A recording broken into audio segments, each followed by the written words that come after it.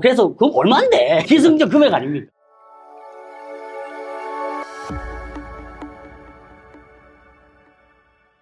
안녕하세요. 빌딩모드 오동엽입니다. 오늘은 인테리어를 전문으로 하고 계시는 뉴비드의 남경엽 대표님을 만나 뵙고 인테리어는 무엇인가 대한 얘기를 나눠보려고 합니다. 대표님 인사 한번 해주시죠. 안녕하십니까. 뉴빌드 남경엽 대표입니다. 뉴빌드라는 인테리어 회사를 운영을 하고 있고요. 뉴빌드 TV라는 채널도 지금 운영을 하고 있습니다. 저희 회사 같은 경우는 아파트 인테리어도 하긴 하는데 오피스, 사무실 인테리어 주로 지금 진행을 하고 있습니다. 인테리어를 잘하려면 네. 어떻게 하면 됩니까? 광범위한 부분인데 인테리어를 잘하려면 인테리어 공부를 해야 됩니다. 잘하려고 한다는 것 자체는 그 비용도 아끼고 퀄리티도 내고. 근데 실질적으로 인테리어를 하려고 할 때 두렵고 막막한 이유가 뭐냐면 많이 안 해봐서 그렇거든요. 인테리어라고 하는 것 자체가 생소한 부분인 거죠. 공부를 한다는 의미가 뭐냐면 페인트를 어떻게 하면 잘 칠하고 도장을 어떻게 하면 잘 칠하고 페인트 도장 같죠. 목 공부를 어떻게 하면 하고 그거를 이야기하는 게 아니라 전체적으로 인테리어 회사는 좀 어떤 식으로 선정을 하고 내가 어떤 인테리어 좀 변경을 하고 공사 순서가 어느 정도 되고 이런 것들 정도는 공부를 해야. 근데 어디서 공부해요? 그런 부분들에 대한 질문이 많은데 유튜브 같은 매체가 많이 발달돼 있고 책도 많이 나오거든요. 그런 거 참고해서 보셔도 되고요. 이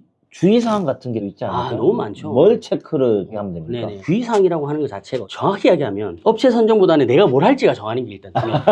요지는 뭐냐면 동일한 기준의 동일한 아이템으로 견적을 받고 단가 입찰을 해야 되는데 그게 안 되는 거예요. 일반인분들. 그러면 어떤 회사를 선정, 뭘 기준으로? 예. 다 똑같습니다. 자, 첫 번째 상호가 사업자 등록증의 상호랑 동일한지를 봐야 돼요. 또 하나의 또 안전장치. 인테리어는 1,500만 원 이상일 경우에는 전문 건설 면허가 있어야 된단 말이에요. 예. 전문 건설 면허가 있는지도 확인해야 된다. 그런 회사가 아닐 경우면 뭐 사기를 당한다든지 공사하다 중단해버린다든지 방지를 할 수 있는 거예요. 그렇죠, 맞아요.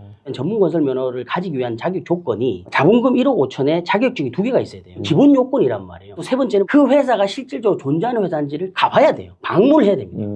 통상 인테리어 회사들이 오잖아요. 실적도 하고 견적도 내준단 말이에요. 그 회사를 갈 필요가 없다고 생각을 하시는데 이게 아니에요. 예를 들면 그 회사가 문제가 생기잖아요. 어디 가서 하소연이라도 그렇죠. 해야 되고 한마디로 뭐 시위를 따지든가 뭐 화를 내든가 맞습니다. 뒤집든가 해야 그렇죠. 되는데. 빌딩노드 같은 경우는 노년동 있잖아요. 사람들이 불만 있으면 올 거 아닙니까?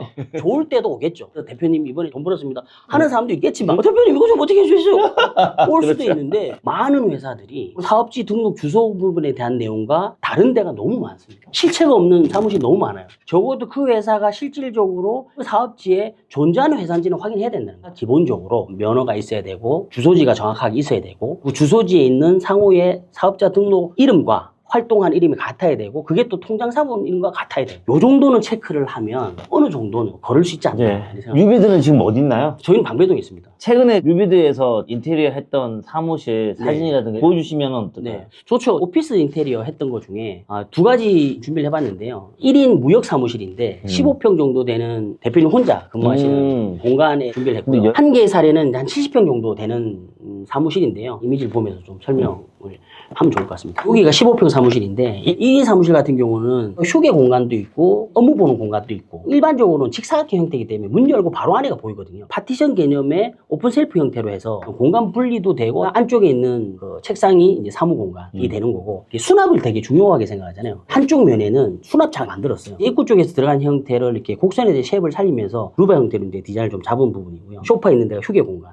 이면서 만들어진 건데 이런 공간들 자체는 클라이언트하고 이야기를 할 때 어떤 식으로 활용하고 어떻게 사용할 건지 중요합니다. 그런 부분들에 대한 거를 반영해서 레이아웃을 짜고요. 공간이 레이아웃이 막 많은 게 아니잖아요. 두 가지의 종류를 써서 한쪽에는 포인트 되는 컬러 그리고 한쪽에는 일반적인 컬러 이런 식으로 이제 디자인을 많이 하죠. 여기는 70평 사무실인데 사실 사무실이라고 하는 게 메인 파사드가 되게 중요하거든요. 로비 쪽인데요. 여기 보면 이 회사의 엠블렘 로고가 곡선의 쉐입 형태가 들어가 있잖아요. 요 모양을 이제 입구 쪽에 연출을 하고 벽체 쪽에 플랜테를 이용해서 연출을 하고요. 사무실 공간 같은 경우는 안개 시트를 글라데이션 형태로 해서 연출을 하고 휴게 공간을 펍처럼 요걸 하셨어요. 유니크하게. 예, 정리해서 만들었고 이제 직원들이 간단하게 음식을 드실 수도 있고 상담실 같은 경우에도 이제 곡선을 쓰면서 벽체 쪽에 루버 형태로 손 배치 시키면서 간접 조명을 이용해서 훨씬 더 고급스럽게 연출이 되죠. 반대쪽 뷰인데요. 부동산이든 금융이든 큰 돈을 왔다 갔다 하잖아요. 상담실 자체가 고급스러우면 왠지 계약을 해야 될 것 같아요. 그렇죠. 컨퍼런스 룸에서 회의실 쪽인데 여기가 빔 프로젝트거든요.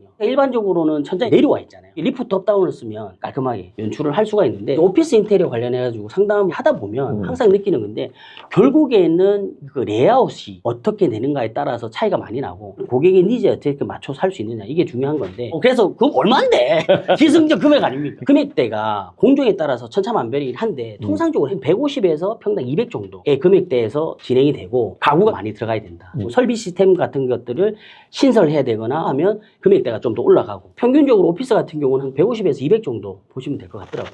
사실 저는 그런 생각도 좀 듭니다. 무조건 줄여야 되겠다라고 하면 결국에는 마감재가 싸고 좋은 건 없거든요. 그럼 마감재 퀄리티 떨어뜨리고 정말 싼 거 하고 작업자도 약간 배우다 온 사람 쓰고 그렇게 하면 되죠. 그러면 당연히 단가가 싸지고 자재도 싸지니까. 근데 결과물이 안 좋잖아요. 결과물이 안 좋고 근데 스트레스 받고 그럴 수 있는 거예요. 저는 개인적으로 인테리어를 하려고 하시잖아요. 공부를 좀 하시고 오시면 좋을 것 같아요. 일단 기본적으로는 가격이 예산이 됐던 뭐가 됐던 공부를 좀 했으면 좋겠다라는 부분, 책도 좀 찾아보고 하면 좋겠다라는 부분이 제일 크고요. 자기와 잘 맞는 인테리어 회사를 하는 게 중요합니다. 고객분들은 본인의 의사를 정확히 표현할 필요가 있고 인테리어 회사는 그거를 잘 정리해서 고객이 원하는 대로 결과물을 잘 만들어낼 필요가 있고 그런 게 아닐까라는 생각을 합니다. 오늘 먼 길 오셨는데 말씀도 너무 잘해주시고요. 시청하시는 우리 구독자분들이 인테리어에 대해서 개념을 잡고 가시지 않을까 생각을 하는데 네네. 자, 오늘 뉴비드의 남경엽 대표님 모시고 인테리어에 대한 얘기를 했습니다. 오늘 영상은 이만 마치도록 하겠습니다. 감사합니다.